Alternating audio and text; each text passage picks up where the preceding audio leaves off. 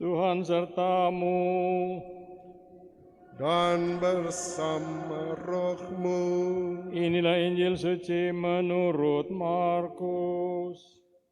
Dimuliakanlah Tuhan.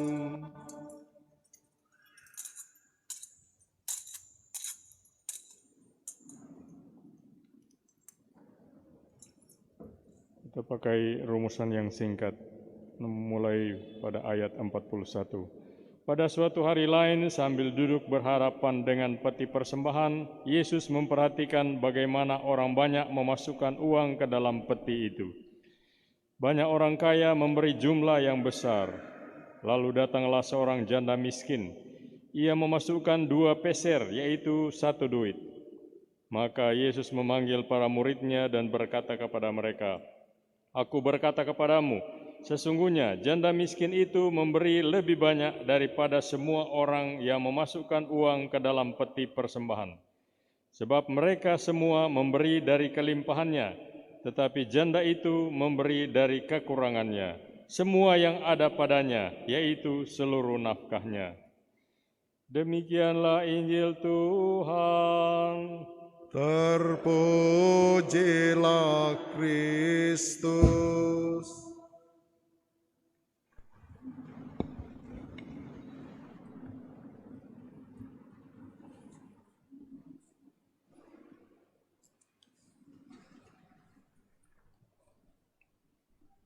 Saudara sekalian yang saya hormati, kekasih-kekasih dalam Kristus.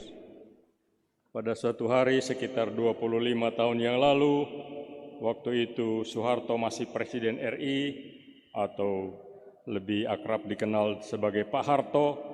Sambil menunggu sebuah rapat dimulai, saya mendengar teman-teman yang duduk di depan saya bercakap-cakap. Saya sangat kaget mendengar percakapan mereka itu. Bagaimana tidak kaget? Karena seorang mengatakan begini, tahu enggak kalau Pak Harto sudah mulai masuk gereja? Pak Harto? Tanya teman saya yang satu lagi. Iya, tapi masih jarang-jarang. Rasa kaget saya itu segera lenyap ketika teman yang satu itu menjawab, "Wah, kalau gereja saya payah. Yang paling banyak muncul justru orang utan, kadang-kadang Sri Sultan." Anda paham maksud percakapan tersebut? Pak Harto masuk gereja maksudnya adalah persembahan atau kolekte uang Rp50.000, sebab mata uang Rp50.000 waktu itu bergambar Pak Harto atau Soeharto. Kalau orang utan, ya uang kertas 500-an rupiah. Kalau Sri Sultan, ya uang kertas 10 ribuan waktu itu. Saudara sekalian, mana yang lebih penting kalau kita memberikan persembahan kepada Tuhan, jumlahnya atau mutunya? Mari kita perhatikan bagaimana Yesus menjawab pertanyaan itu. Yesus baru saja terlibat dalam perdebatan yang panjang dan menegangkan dengan orang-orang Saduki dan ahli-ahli Taurat mengenai bermacam-macam hal, tentang kuasa Yesus, tentang kemesiasannya, tentang kebangkitan orang mati, tentang membayar pajak, dan macam-macam lagi. Anda bisa membaca perdebatan itu dalam Markus pasal 12. Yesus capek. Saya bayangkan ia duduk di bangku di halaman bait Allah, memejamkan mata, sedikit membungkuk. Kepalanya ia taruh di antara kedua tangannya. Setelah beberapa lama ia mengangkat kepalanya. Ia melihat orang-orang masuk keluar bait Allah sambil memasukkan persembahan mereka ke salah satu dari 13 kotak persembahan yang ada di dekat pintu masuk. Markus 12:41 mengatakan, ia melihat banyak orang kaya memasukkan persembahan mereka.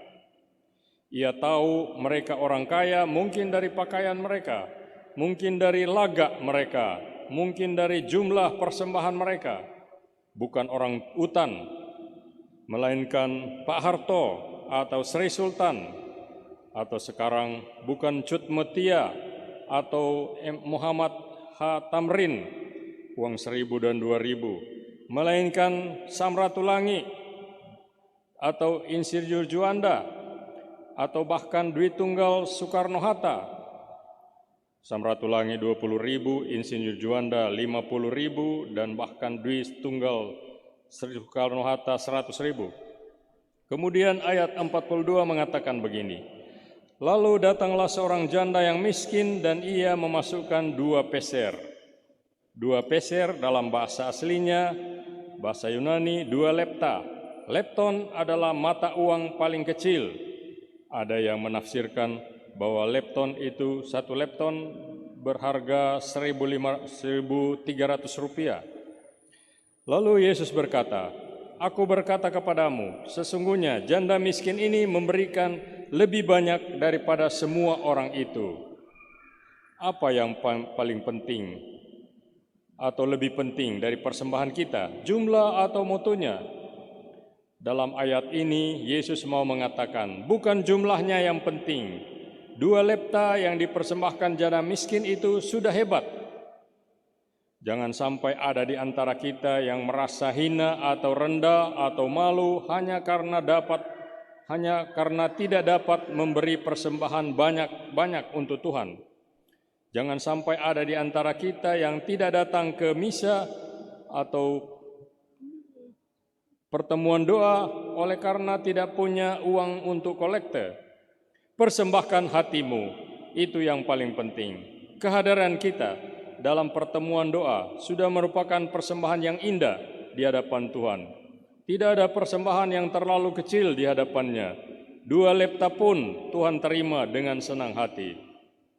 Saudara sekalian, apakah itu berarti bahwa jumlah tidak penting? Paulus dalam 2 Korintus 8 ayat 12 mengatakan, sebab jika kamu rela untuk memberi, maka pemberianmu itu akan diterima. Kalau pemberianmu itu berdasarkan apa yang ada padamu, bukan berdasarkan apa yang tidak ada padamu. Artinya, kalau memang tidak ada, ya tidak perlu harus berutang dulu untuk kolekte, baru boleh datang ke misa atau pertemuan doa. Kalau bisanya hanya 1.000 rupiah, ya beri 1.000 rupiah. Tapi kalau bisa memberi 100.000 rupiah, ya beri 100.000 rupiah. Beri dengan rela, tanpa sedih hati atau paksaan, berdasarkan apa yang ada padamu, kata Paulus. Tidak perlu lebih dari itu, tapi juga jangan kurang dari itu. Saudara sekalian, saya sering diberitahu, wah pastor, di gereja ini atau di persekutuan doa sungguh luar biasa. Jumlah persembahannya setiap minggu puluhan juta, malah ada yang ratusan juta. Omsetnya sebulan sekian M. Tidak seperti di gereja kita. Saya tidak iri mendengar cerita itu. Juga tidak minder. Bahkan saya sama sekali tidak ingin gereja kita punya perputaran uang bermiliar-miliar seperti itu. Mengapa? Pertama, karena makin banyak uangnya, percayalah, makin banyak pula setannya. Ini terjadi di mana-mana, juga di dalam gereja. Coba lihat, yang sering baku ambe dan pecah itu bukan gereja-gereja yang kecil dan miskin, tapi gereja-gereja yang besar dan kaya. Yang kedua, saya tidak terlalu yakin akan motivasi orang-orang yang memberikan persembahan berjuta-juta itu. Benarkah itu persembahan atau pancingan, lempar teri supaya dapat kakap? Sering hanya karena ayat-ayat yang salah digunakan pengkhotbah tertentu, yakni kata-kata Paulus dalam 2 Korintus 9 ayat 6. Orang yang menabur sedikit akan menuai sedikit, dan orang yang menabur banyak akan menuai banyak juga. Atau yang saya pernah dengar, seorang pengkhotbah bicara mengenai kolekte. Berikanlah kepada Tuhan apa yang terbaik dari Anda. Maka orang-orang mulai membuka kalung emasnya, gelang emasnya, cincin emasnya, anting-anting emasnya, dan memasukkan ke dalam kotak kolekte. Dalam 2 Korintus pasal 8 ayat 1-15, Paulus menganjurkan agar kita kaya dalam pelayanan kasih, lebih bermurah hati, lebih banyak memberi. Mazmur 50 ayat 14 bicara mengenai bawalah persembahanmu sebagai korban. Artinya yang penting adalah persembahan diri kita. Yesus memuji persembahan si janda miskin bukan karena jumlah persembahannya, melainkan karena ia memberi dari kekurangannya semua yang ada padanya, yaitu seluruh nafkahnya. Sebagai catatan, Inilah sebabnya Gereja Katolik tidak menerapkan sistem persepuluhan. Memang peraturan persepuluhan ada dalam Perjanjian Lama, tapi tidak ada dalam Perjanjian Baru. Yesus tidak pernah dikatakan memberikan persepuluhan. Ia menyitir persepuluhan itu dalam kritiknya yang pedas terhadap kemunafikan kaum Farisi. Begitu juga dengan para rasul dan jemaat pertama. Tidak ada sistem itu. Kalau sistem itu diterapkan dalam Gereja Katolik, akan sangat kayalah gereja kita. Bayangkan, 10% dari penghasilan kita masing-masing. Tentu saja, kalau ada yang tergerak memberikan persepuluhan, tidak ditolak oleh Gereja Katolik. Kadang-kadang juga pastor menerima amplop yang ada tulisannya, ini persepuluhan.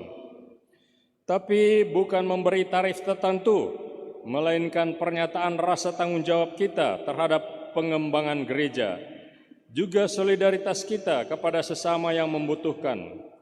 Yesus puji si janda yang memberikan seluruh nafkahnya, seluruh berarti 100%, bukan hanya persepuluhan atau 10%. Setiap pemberian, saudara sekalian, adalah pernyataan dari rasa ketaatan dan penyerahan diri kita kepada Tuhan. Dan itulah yang Yesus berikan, bukan sebagian hartanya, tapi seluruh kehormatan, bahkan jiwanya sendiri, untuk keselamatan semua. Bagi Paulus, persembahan adalah perwujudan dari rasa persekutuan dan tanggung jawab bersama dalam pembangunan tubuh Kristus. Karena itu, janganlah pemberian itu didorong hanya karena rasa segan kepada seseorang.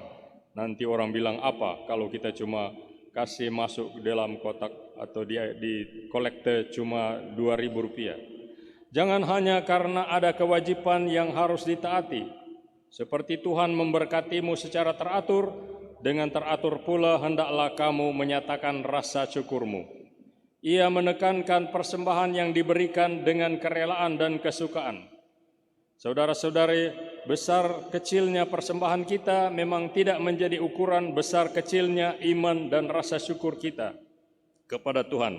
Tapi sebaliknya, besar kecilnya iman dan rasa syukur kita kepada Tuhan akan tampak melalui apa yang kita persembahkan kepadanya. Jumlah tidak dengan sendirinya mencerminkan hati, tapi hati yang bersyukur selalu tercermin dalam jumlah. Ingat cerita minyak narwastu Maria Magdalena.